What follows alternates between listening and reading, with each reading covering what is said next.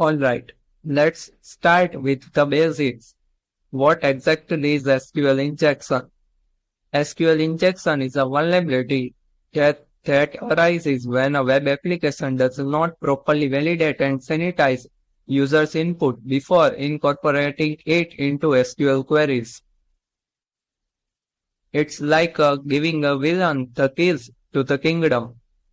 This vulnerability occurs when a malformed request of SQL queries are entered into user input parameters.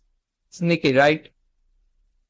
Now let's explore the different types of parameters that can be vulnerable to SQL injection.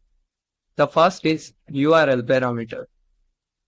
These are the parameters passed in the URL query string, such as https example.com/page param equal to value.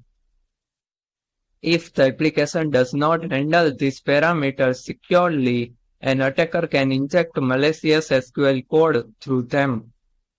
The second type is form inputs. These are the fields in HTML forms that users fill out, like login forms, registration forms, or search boxes. If the application does not properly validate and sanitize the user's input before incorporating it into SQL queries, an attacker can exploit this vulnerability. By this, attacker can also bypass login forms and admin panels. Next, we have cookies. Cookies are small pieces of data stored on the user's browser.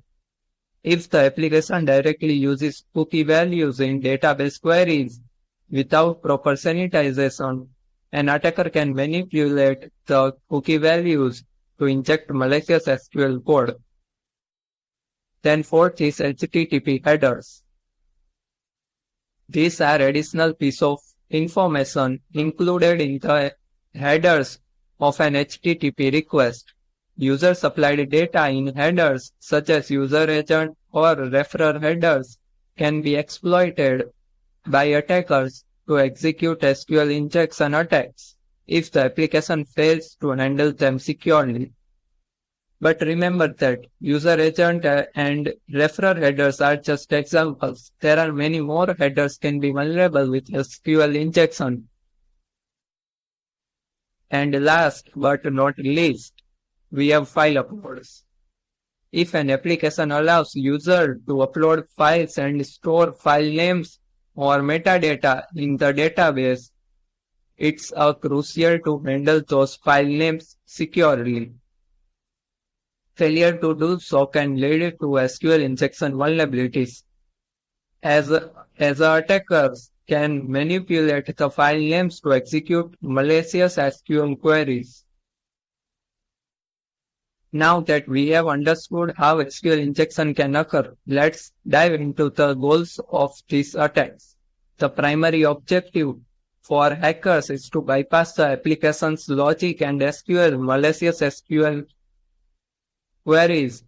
These queries can have serious consequences, such as extracting sensitive data like credit card details or personally identifiable information from the database. But it does not stop there. Attackers can also modify or delete data from the database. In some cases, successful SQL injection attacks can even grant unauthorized access to the underlying system, allowing attackers to take control and compromise its security. So we have explored the basics SQL injection and how it can occur through various vulnerable parameters. Remember, understanding the ins and outs of this vulnerability is crucial for safeguarding applications and protecting sensitive data. In our next lesson, we will dive deeper into the different types of SQL injection attacks, examining their techniques and understanding how they exploit vulnerable code. So stay tuned and keep that hunger for knowledge alive. Until then, happy learning and stay curious.